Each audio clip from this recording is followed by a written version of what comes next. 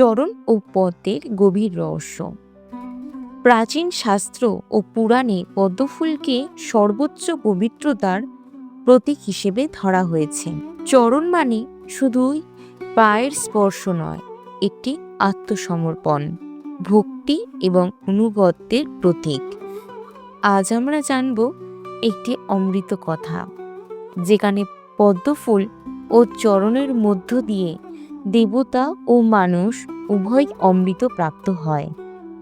এই গল্প আমাদের শেখাবে কিভাবে আধ্যাত্মিক শক্তি ও জীবনের সুখ প্রাপ্তি সম্ভব।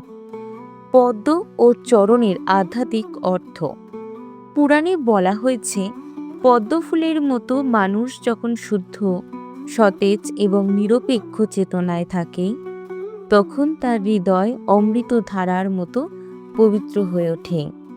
চরণ, যে চরণে আমরা ভক্তি, প্রেম এবং বিনম্রতা অর্পণ করি, সেটি সেই অমৃতের প্রবাহকে গ্রহণ করার মাধ্যম। সুতরাং পদ্মফুল যুক্ত চরণ সমান পবিত্রতা যুক্ত আত্মসমর্পণ সমান আধ্যাত্মিক অমৃত। সমুদ্র মথনের কাহিনী এবং অমৃত। সমুদ্র মথনের সময় দেবতা এবং অসুররা একসাথে সমুদ্র মথন করেন। লক্ষ্য ছিল উদ্গীরিত হওয়া অমৃত, যা দেবতাদের অমরত্ব দেয়। এই অমৃত উদগীরিত হয় যখন পদ্মফুল সমুদ্রের ঢেউয়ে ভাসে এবং চরণে তা ধারণ করে। পদ্ম শুধু ফুল নয়, এটি প্রতীক।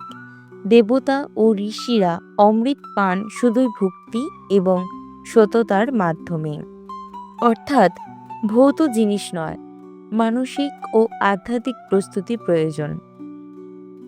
চরণে অমৃত মানুষের জীবন প্রয়োগ।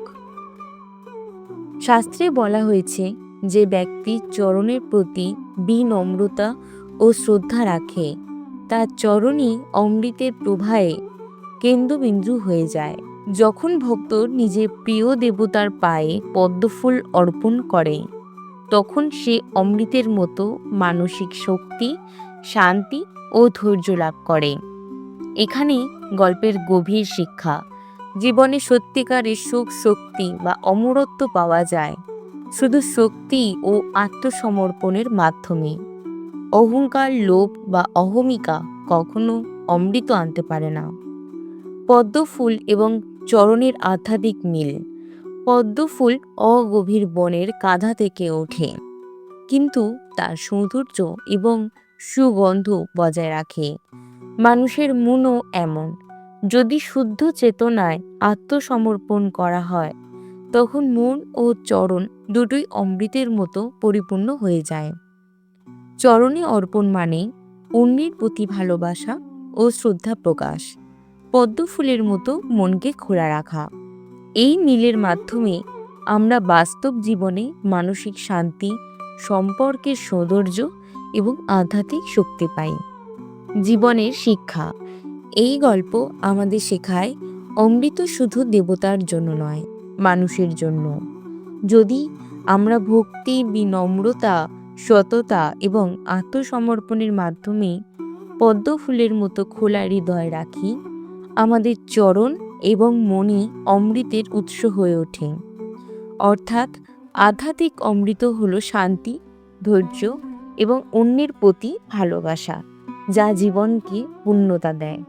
চরণ এবং পদ্মের এই রহস্যময় গল্প শুধু পুরাণের নয়, আমাদের দৈনন্দিন জীবনের জন্য শিক্ষামূলক। আজ থেকে নিজে চেষ্টা করুন, ভক্তি, বিনম্রতা এবং আত্মসমর্পণের চর্চা করুন। আপনার জীবনের প্রতিটি পদক্ষেপেই অমৃত প্রবাহিত হতে শুরু করবে। ভিডিওটি ভালো লাগলে লাইক, শেয়ার ও সাবস্ক্রাইব করতে ভুলবেন না। আর আমরা আনবো আরও অমৃত কথা শুধুমাত্র এই চ্যানেলে।